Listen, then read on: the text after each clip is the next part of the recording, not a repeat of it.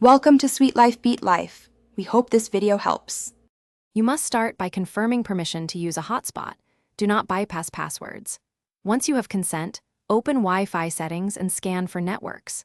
Make sure mobile data or tethering is ready as a fallback.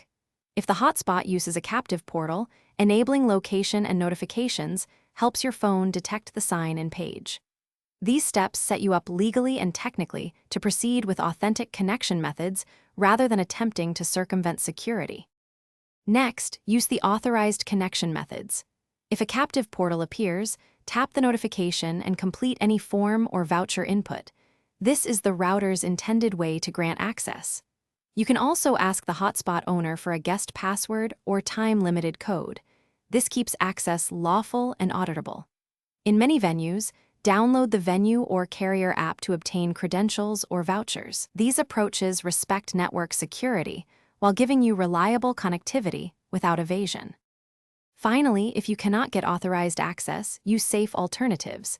Enable your phone's personal hotspot or switch to mobile data.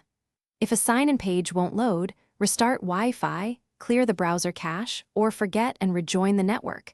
These fixes resolve many captive portal problems. Make sure your device date/time are correct and that VPNs are off during sign-in. If troubleshooting fails, contact the hotspot owner or administrator rather than attempt.